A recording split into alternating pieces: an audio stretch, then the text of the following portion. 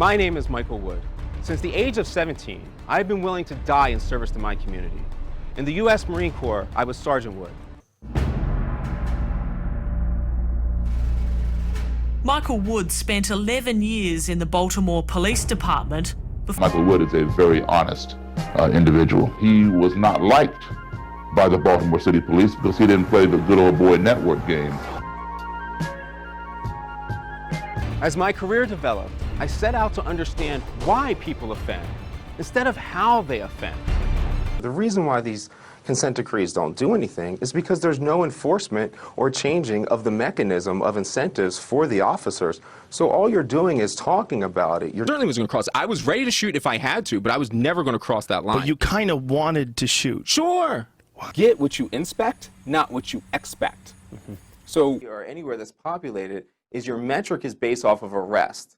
So you don't actually go out and engage with the community, because that would be time that you could be getting the arrest that you're expected to get to prove that you're a decent officer. So you actually don't have any incentive to communicate. Michael, we should be looking for goals to not have people end up in the criminal justice system. Instead, every solution we have is to push them into the criminal justice system. It should not be up to Jeff Sessions to determine how Baltimore Police Department operates. It should be up to the residents of Baltimore. Jeff Sessions doesn't know anything about policing, never has and never will. I want to read a quote that you gave the Washington Post, which struck me. You said, "When you work in policing, you're inundated early on with the us versus them mentality. It's ingrained in you that this is a war, and if someone isn't wearing a uniform, they're the enemy. It just becomes part of who you are, of how you do your job." What I'm trying to say is that we are looking at people who are doing nothing new, and if we focus on the actions, then we can fix the things for next time. Because when you focus on people, we end up thinking we can chop the head off, they put a new person in and something will change. But if we don't focus on the methodologies and the institutions, then we will be put them in a prison cell, do the paperwork, go back out and do it again. So what we really need is to change the incentives and disincentives so that no matter what the role, we're still going towards that objective that actually serves. More occupation, more vehicles, if your answer continues to be violent, because we have to understand that everything about policing is inherently violent. I have come in there with authority and told you what you will do. I wonder if we should talk about your upcoming book or the postmodernist issue. Because they're intrinsically tied together. So okay, so where do you want to? What's our entry point here? Should we explain the book, or should we start with postmodernism and then lead? Let's start with this. All right. I make mistakes. Let's just say it outright. And one of those mistakes that I have been making in my civilian-led policing model argument is to articulate the merits of the plan and the framework when people are getting held up on the issue, on why. Why is it this way? Why do you feel this way? There's always an emotional component and some kind of underlying why that people need to buy into that isn't tied to the outcome, no matter how much I wish it were otherwise. Sure.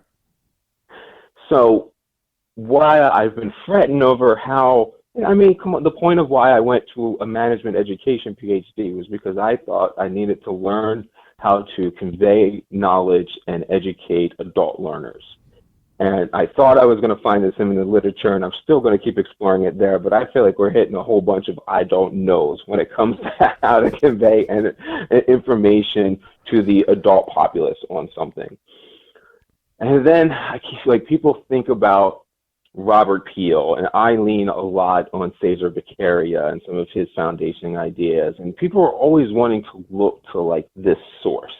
So I decided that that's what I needed to do. I needed to go ahead and write down these philosophies of why I think that we have to do these things. And some of those positions are weird, and people maybe are like tough pills to swallow, but I'm going to have to write those down.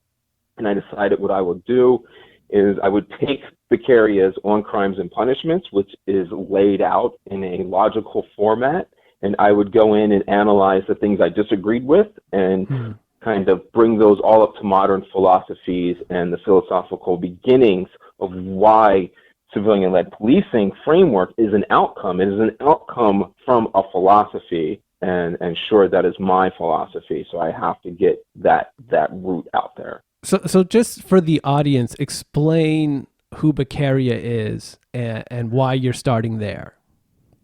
So Beccaria is an 18th century philosopher, one of those educated elites.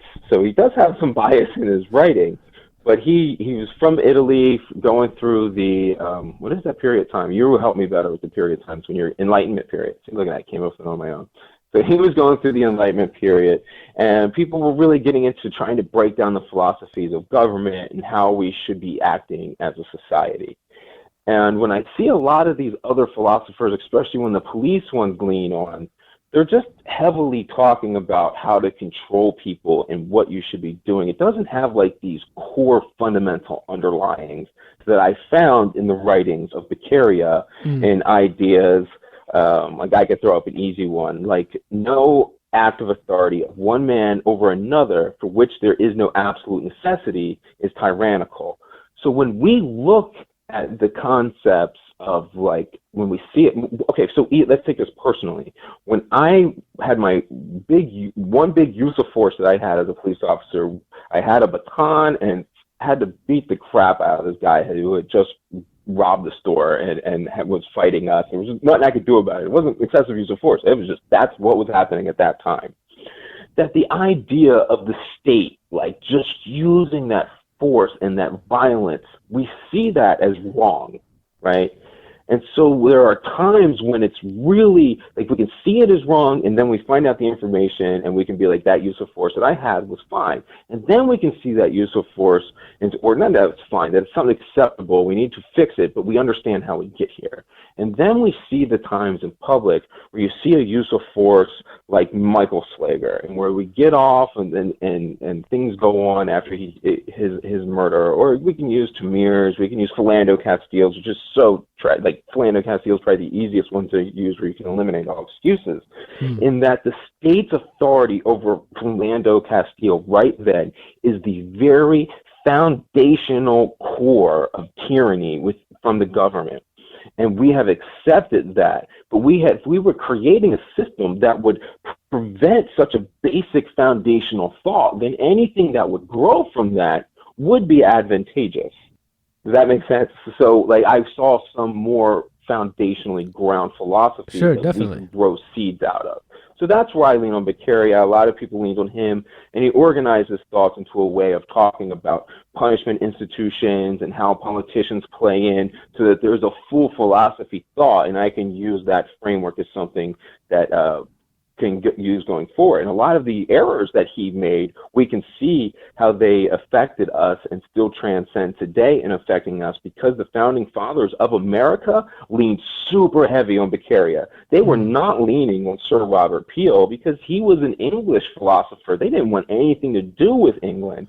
They built the Continental Congress reading a lot of things directly out of Beccaria, and a lot of the good things that the founding fathers put into it we do not follow those anymore. Like, they did put in there that one of Beccaria's principles of all men are being bound to society, so society is equally bound to them, and that judges have no right to interpret the laws. But now we live under entire case law structure, which breaks down the actual rule of law that we want to talk about, when even case law does, when you start analyzing it. So we see all these things that we had that we lost, and then we have things that we can get back and things we need to improve on, which is like the point of science itself. We are never the actual representations of ourselves. We are the end result of all those influences, and those kind of philosophies themselves are rooted in why civilian-led policing is what it is, because we are not these perfect beings, and we will never have the right answer at that moment. We have to understand that even if Beccaria was perfectly right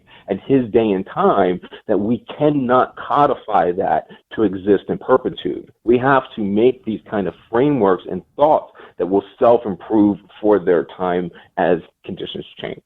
No, definitely. I mean, and just as an interesting side note, right? One of the challenges, even in trying to apply a sort of Beccarian model and using that example of, judges shouldn't interpret the law. As an Italian Beccaria was probably operating within a context that was under a civil law system. So a legal system derived from the traditional Roman system of law. And in the United States, being descended from England, we operate within a common law system, which is very, very different. In a common law system, judges make the law. Common law is often defined as judge-made law. And so the interpretation of the law and the judge's interpretation of the law is central to the exercise of law. Whereas in a civil law system, there's 1,000,001 written rules and regulations that the judge is essentially supposed to allow to govern the facts of the case. And so, even in our history of thinking about these ideas, we're often sort of grafting ideas from one context onto ideas from another context, onto ideas from another context, because these processes of developing something like the Constitution or, the establishment of the original 13 colonies into a union, that they're organic and they're messy, right? And not everyone is coming from the same exact philosophical standpoint. And I think it's important for us as citizens to understand where like the different streams that inform our outcomes are coming from. Yeah, I totally agree with you. I bet you there could be an entire field existing of the foundational contradictions that were put into our finding that make it so that we're at this place where we have these contradicting ideas that don't make any sense. And even one of Beccaria's principles is that laws that have contradicting ideas are also tyrannical because they make it that the only people that have power become the elite because it becomes purely a matter of influence on what the laws mean. And we kind of have seen a lot of these things act out that he warned of, and then a lot of unintended consequences that he came from too. One of those I find it interesting, you talk about the civil system, in that we often dismiss Roman government. And it's like, actually, if there's anything, I know the Romans messed it up, but they were really, foundationally, they were on some right pathways there. And we kind of dismiss them because they got messed up. And maybe we should be looking at a little bit more of those different ideas, like the civil issue.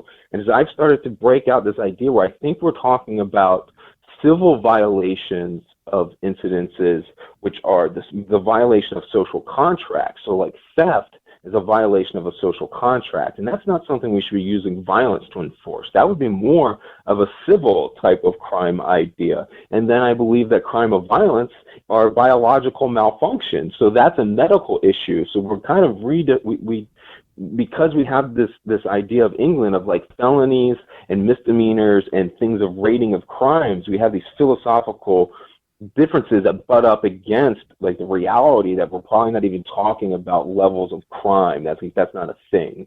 Is biological malfunction the right phrase there? Because that would seem to imply that there's like a right way your biology is supposed to operate.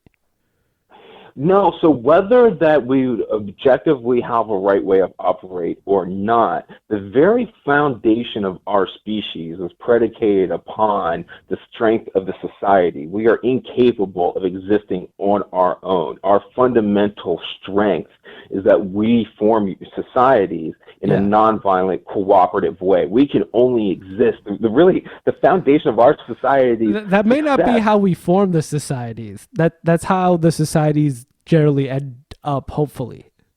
Right, and that's the key to survival too, because all violence is a risk of not being able to carry the seed out. So, I mean, really, I know that we have these dramatic violent periods throughout human history, and that's the case, but as these things have developed, we know and we survive because of our continuing being less violent towards one another. That is our strength, so that is like the core thing we have to continue to highlight. And I'm not saying that that's always going to be possible, but the biological base to our survival is that we do not put our society at risk through something like violence, and as we know, maybe we find it out more through a conscious awareness of what facts are, and we have to use that to overrule our apeness, and we can overrule our apeness by codifying systems and making sure we treat it in a way. So maybe it's not malfunction, maybe it's just technically, scientifically, it would be a biological system that is operating in a way which is not conducive to society building, which would not be conducive to the advancement of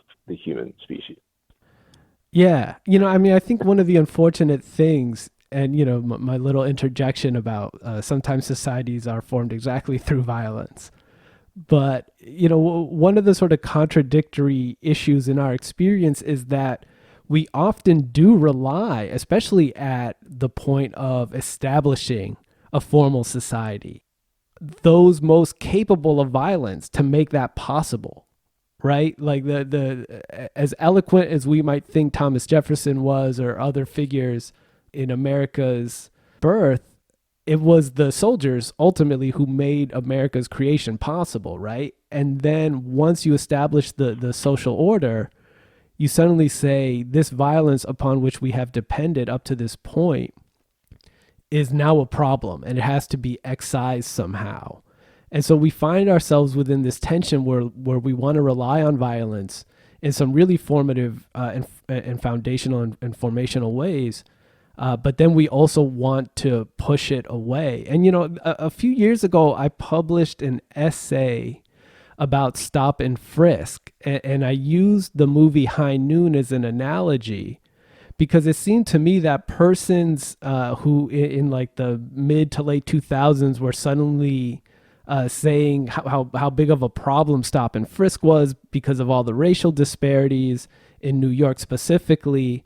Suddenly you had all these sort of like bourgeois, upper middle income people or wealthier people, the face of white liberality in New York, they were all so offended. But in like the 90s, you didn't mind so much. And it was this moment where it seemed like those elements of society, which often, dictate so much of our politics and what rules and what norms get set, when they felt afraid, it was okay for the police to go into minority neighborhoods and knock heads. And then now that they felt safe, suddenly the police were the bad guys. And, and I could understand where a member of the police or a police union could feel like, what the hell? Like we're being painted to be the bad guys, but we've essentially been doing what you had asked us to do. And this obviously relates to the ongoing conversation we've been having about the relationship between police and society. Yeah, and I would agree with the police that they have been doing. Yeah, I agree with them too. I think it's they're not operating outside the authority that we essentially as citizens have granted them. We've asked them to do this. Right, and so what I also think about what you were saying before about the use of violence is that so this does strengthen my argument. I think it's the same thing. Whereas might used to equal right, and it still can do that for a temporary period because we had weaker societies then. And as societies have begun to strengthen, it becomes less and less true that physical force will actually win any kind of revolution or battle. I think that's kind of true. I mean, that's true in the developed West, right? But that kind of takes the stability that we've achieved largely through violence, just ask any Native American, for granted. I think sometimes in the West, we feel like we've reached this sort of level of civilization that allows us to pull back from the violence. But I think it's simply that we've been so effective at the violence that we've lost sight of just how much of it is required to preserve this semblance of stability. Sure, I won't argue with that. That would be arguing along where on that scale of we are of society overwhelming violence, and we're certainly not there yet. So we would just be arguing about where along that scale is. We're nowhere near getting to the point where societies overwhelm our biological instincts towards violence or our biological malfunctions of violence. Sure. So now we can agree on that aspect. Most definitely. So let's talk about how this leads into the book project. Well, all of this, essentially is the book project because I have to explain where these contradictions come in. I have to explain a consistent line of thought because, like, a big objection to one of my arguments would be, like, okay, so then if what are we supposed to do with somebody that commits a murder and kills 18 people, right? Well, we have to understand that the philosophical underpinning to this, which is backed by data, is that was something that could happen to any of us and was fueled by biological things that stopped our normal restrictions to committing a crime or committing an act of violence. So we have to then wonder, what is it that would make us do that? So we need to take that concept over to the suspect, and we need to treat this as in what possibly happened to this individual's biological frame. They are a biological entity. What happened to this mammal to make it act out in such violence? And we can use that to contribute to the data of how to actually fight crime. And so the fundamental purpose of taking that person out of society would be to protect that structure of society, not to punish the individual. But we have mixed our philosophies in punishing the individual as being something that is effective, which science has grown to prove is absolutely not true. The threat of physical force from a state-sanctioned entity can only delay violence and probably exacerbates it more than anything. So we have to treat this as a medical issue where we separate people from society and try to figure out what is wrong and what root causes are. That does not mean punishing people. We can spend just as amount of money to treat people humanely and not put them in cages like we do dogs. So we have to get past the philosophy that it's okay for individuals to seek revenge, but we cannot codify revenge into a system that's geared towards solutions. This has been another episode of Nuance, a production of On Background Media Incorporated for StayUp.News. Intro and outro music provided by Baltimore's God Sense Beats. If you are a regular listener, please consider supporting our work, which you can do for as little as $1 a month. Simply go to patreon.com/stayupnews, stayupnews, all one word, and select your monthly donation and reward tier. Again, that is patreon.com/stayupnews. On behalf of myself and Michael Wood Jr., thank you again for listening.